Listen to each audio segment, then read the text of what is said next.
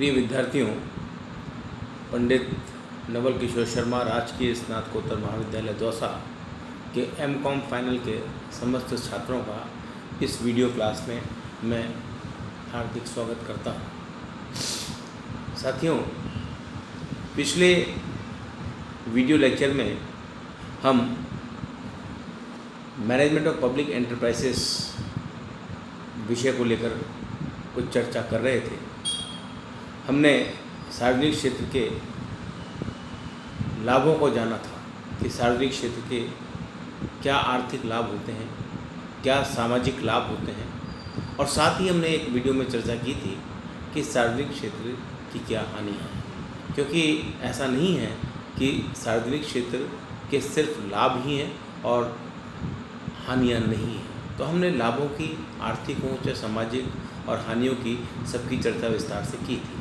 आज इस वीडियो के माध्यम से मैं आपको सार्वजनिक उपक्रमों के उद्देश्यों के बारे में बताने जा रहा हूँ कि सार्वजनिक उपक्रम के उद्देश्य क्या होते हैं।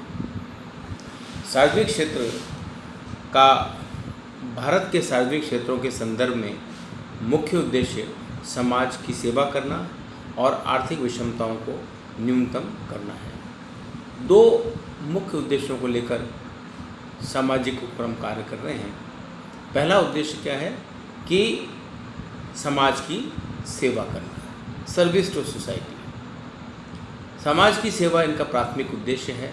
इसका तात्पर्य ये कदापि नहीं लगाना चाहिए कि सार्वजनिक क्षेत्र के उद्योग लाभ नहीं कमाते, क्योंकि आमतौर पर हम अब तक ये पढ़ते रहे हैं कि उद्योग धंधा कोई भी हो, बिजनेस कोई भी हो, उसका मुख्य उद्देश्य जो प्राइमरी ऑब्जेक्टिव है वो लाभ कमाना होता है।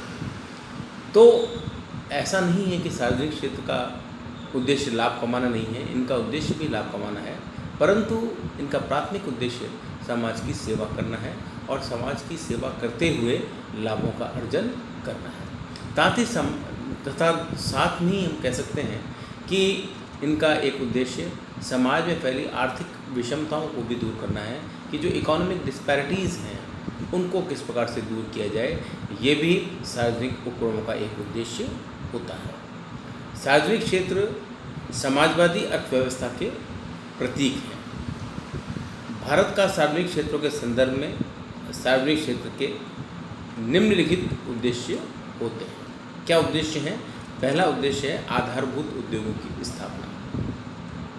मतलब पहला जो उद्देश्य है इनका वो ये है कि आधारभूत उद्योगों की, जो बेसिक इंफ्रास्ट्रक्चर की बातें करते हैं, बेसिक उद्योगों की बात करते हैं, आधारभूत उद्योगों की बात करते हैं, उन उद्योगों की स्थापना करने का इनका उद्देश्य होता है। अब आधारभूत उद्योग का मतलब ये है कि वे उद्योग जो अन्य उद्योग धंधों के लिए या कल कारखानों के लिए आधारभूत साधन या कल पुर्जे मुहैया करने के साधन होते हैं, उनको आधारभूत उद्योग कहा जाता है। आधारभूत उद्योग सार्वजनिक क्षेत्र के द्वारा आसानी से स्थापित किए जा सकते हैं, क्योंकि सार्वजनिक क्षेत्र में पैसा बहुत होता है सरकार के पास, और सरकार जोखिम वहन करने की क्षमता भी रखती है। तो सार्वजनिक क्षेत्र के जो उद्यम है वो उनका स्थापना करने का एक मुख्य उद्देश्य यही होता है कि आधारभूत उद्योगों की स्थापना की जाए। अब हमारे देश में बहुत से ऐसे उद्योग हैं जिनको सरकार के द्वारा आधारभूत उद्योग के रूप में शुरू किया गया।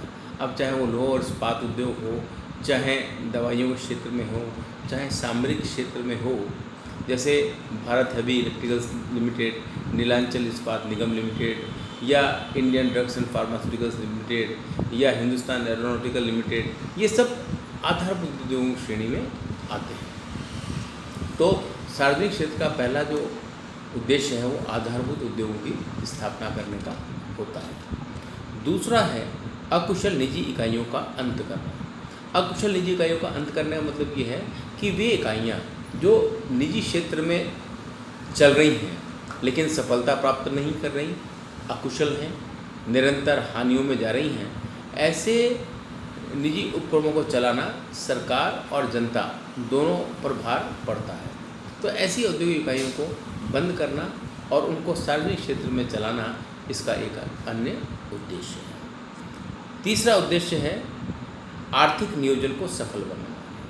आर्थिक नियोजन यानी इकोनॉमिक प्लानिंग, कि देश की जो इकोनॉमिक प्लानिंग है उसको किस प्रकार से सफल किया जा सकता है।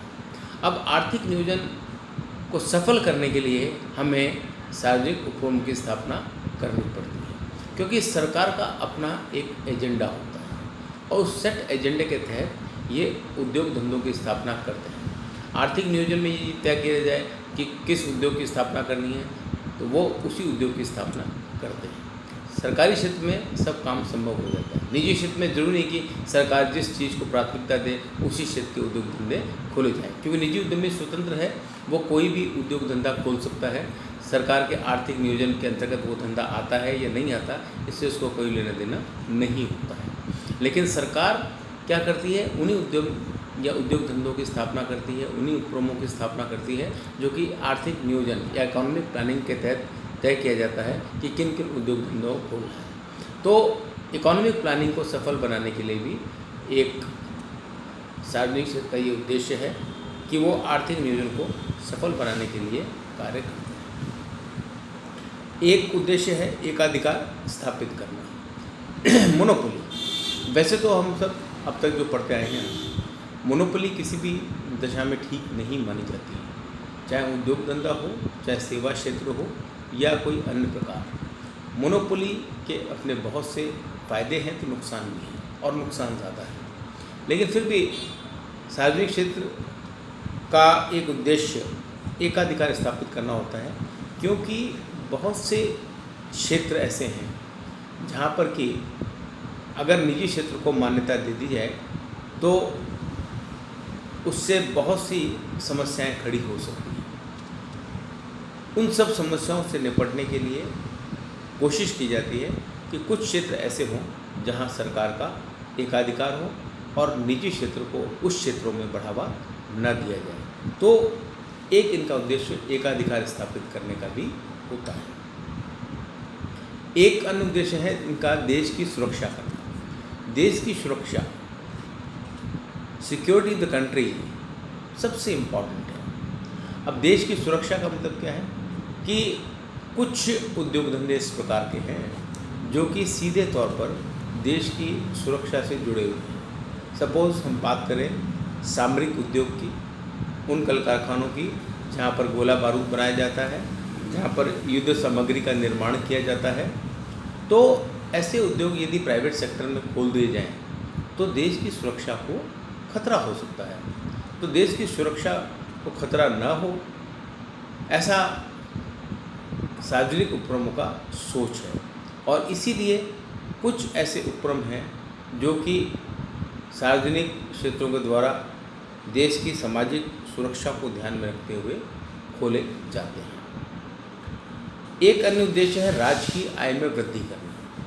राज्य की आय जो है वो ऐसा नहीं है कि सिर्फ सार्वजनिक उपक्रमों पर निर्भर करती है, लेकिन ये भी तय बात है कि सार्वजनिक उपक्रमों के माध्यम से सरकार को बहुत सी आय की प्राप्ति होती है, कर के रूप में, या हम कह सकते हैं लाभों के रूप में, या ब्याज के रूप में सरकार सार्वजनिक उपक्रमों से भी लाभ कमाती है। तो राज्य की आय अगर बढ़ानी है तो सार्वजनिक उपक्रमों की स्थापना करना भी एक उद्देश्य हो सकता है। एक उद्देश्य ये भी है कि देश के संसाधनों का सदुपयोग करना। अब हमारा जो देश है वो देश में संसाधन बहुत हैं, लेकिन उन संसाधनों का प्रयोग करना और उन संसाधनों को देश हित में लाना, ये बहुत बड़ा काम है। जैसे हमारे देश में बहुत सी नदियां हैं, समुंदर हैं, पहाड़ हैं। नदियों में, समुंदर में, ज़मीन के नीचे, ज़मीन के ऊपर हमारे यहाँ बहुत सी चीज़ें हैं। जैसे अगर हम बात करें खनिज पदार्थों की, तो हमारा एक राज्य बिहार या झारखंड, जहाँ पर कि सबसे ज़्यादा ज़मीन के अंदर पाए जाने वाले खनिज पदार्थ होते हैं। तो बिहार या झारखंड आपके सबसे रिच स्टेट्स होते हैं यदि हम उन संसाधनों का प्रॉपर सदुपयोग करें। समुंदर के अंदर जैसे बॉम्बे हाई की हम बात करें, वहाँ से बहुत सा तेल, क्रूड ऑयल निकाला जाता है, जो कि ONGC के माध्यम से कार्य किया जाता है। Oil and natural gas commission के माध्यम से ऑयल निकालने का काम किया जाता है। तो देश में संसाधनों की, नेचुरल रिसोर्सेज के, प्राकृतिक संसाधनों की कमी नहीं है, लेकिन इन संसाधनों का उपयोग करने के लिए हमें सार्वजनिक क्षेत्र की आवश्यकता पड़ती है। एक उद्देश्य है विदेशी सहयोग और तकनीक की आयात को संभव बनाना। मतलब विदेशी सहयोग, अगर हमें किसी फॉरेन कंट्री का सहयोग प्राप्त करना है या किसी विदेशी तकनीक को आयात करना है, तो ऐसी स्थिति में सार्वजनिक उपक्रम जो होते हैं वो बहुत सहायक होते हैं, क्योंकि सरकार का दूसरी सरकार के साथ टाई अप करके विदेशी सहयोग प्राप्त करना आसान होता है एज़ कम्पेयर टू कि यदि कोई निजी उद्यमी अगले देश के निजी उद्यमी के साथ कोई टाई अप करे। तो सरकार के हाथ चूँकि बहुत लंबे होते हैं, सरकार की पहुंच बहुत ज़्यादा होती है, तो सरकार क्या कर सकती है, विदेशी सहयोग आसानी से प्राप्त कर सकती है, और ये सार्वजनिक उपक्रमों का एक उद्देश्य भी होता है।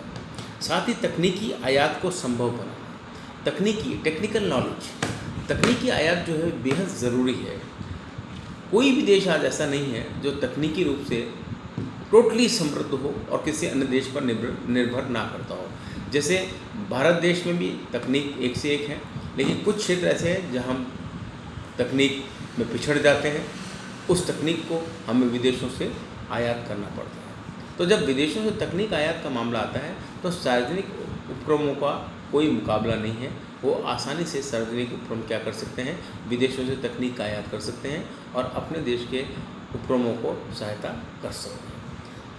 इसके अलावा एक अन्य उद्देश्य है जोखिम वाले व्यवसायों एवं पूंजीगत उद्योगों की स्थापना करना। जोखिम वाले व्यवसायों या पूंजीगत उद्योगों की स्थापना करना का तात्पर्य ये है कि बहुत से उद्योग धंधे या उपक्रम इस प्रकार के हैं जो पूंजीगत हैं, जिनमें बहुत ज़्यादा पैसा लगा हुआ है। उद्योग धंधे मुख्यतः दो प्रकार के होते हैं, एक कैपिटल इंटेंसिव जिनको हम पूंजी प्रधान उद्योग कहते हैं, और एक है लेबर इंटेंसिव जो श्रम प्रधान उद्योग है।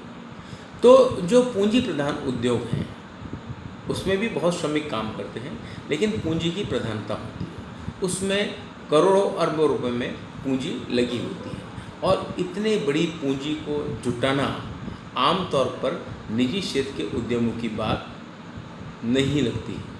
निजी क्षेत्र के पास इतना पैसा नहीं होता कि वो अरबों करोड़ों रुपए लगाकर किसी उद्योग धंधे की स्थापना करें, और साथ ही साथ जब बिज़नेस में अरबों खरबों रुपए लगता है तो उसमें जोखिम भी उतनी ही होती है। ये हम प्रारंभ से पढ़ते आ रहे हैं। हमें पता है कि जितना ज़्यादा पैसा लगा होगा उतना ज़्यादा रिस्क होगा और उतना ज़्यादा प्रॉफिट या लॉस की संभावना भी होगी। ऐसा नहीं कि रिस्क ही होगा, प्रॉफिट भी उतना ज़्यादा होने की संभावना होती है और लॉसेस भी उतने ही ज़्यादा होने की संभावना होती है। तो राजकीय उपक्रमों का या सार्वजनिक उपक्रमों का एक उद्देश्य ये भी है कि जोखिम वाले व्यवसायों की या पूंजीगत उद्योगों की स्थापना करना हो तो हमें सार्वजनिक उद्यम या उपक्रम की तरफ देखना पड़ता है, क्योंकि निजी क्षेत्रों के पास इतने रिसोर्सेज नहीं होते हैं।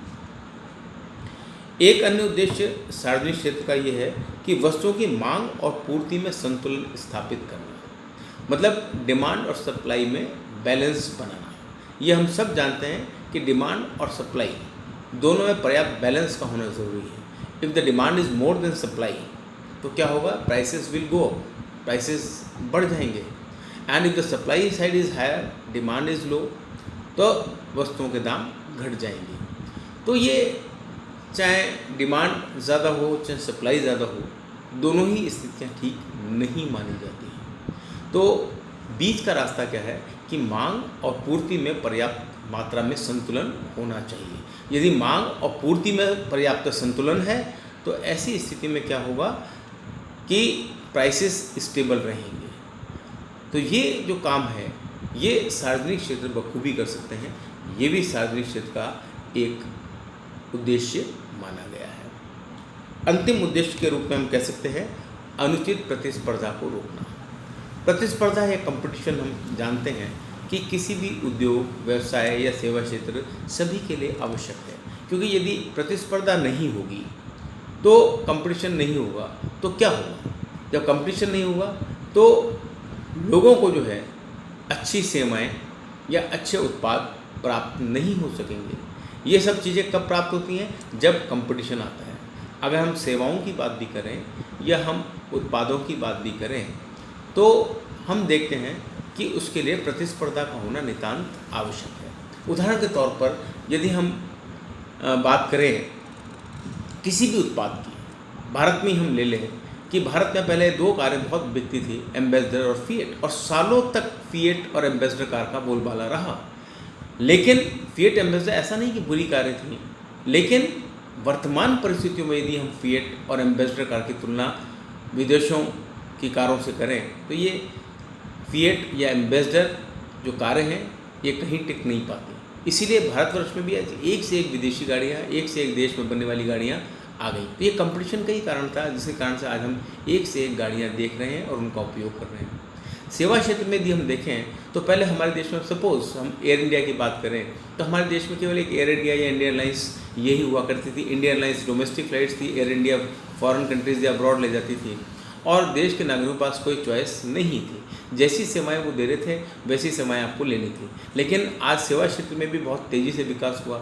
आज हमारे देश में ही 5-7 प्राइवेट एयरलाइंस आ गई और प्राइवेट एयरलाइंस के आने का फ़र्क क्या पड़ा कि प्रतिस्पर्धा हुई, और प्रतिस्पर्धा होने के कारण से सार्वजनिक क्षेत्र के जो उद्यम हैं उनको भी अपने आप को सुधार लाना पड़ा, उनको भी अपनी सेवाओं में, अपने उत्पादों में सुधार करना पड़ा।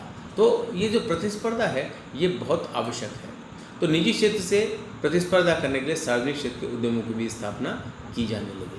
तो ये मित्रों कुछ उद्देश्य थे जो सार्वजनिक उपक्रमों की स्थापना के मैंने आपको बताया कि सार्वजनिक उपक्रम क्यों स्थापित करने चाहिए, उसके पीछे क्या उद्देश्य हैं, उनकी अपन ने आज चर्चा करी। उम्मीद करता हूँ आपको सार्वजनिक उपक्रमों के उद्देश्य समझ में आ गए होंगे।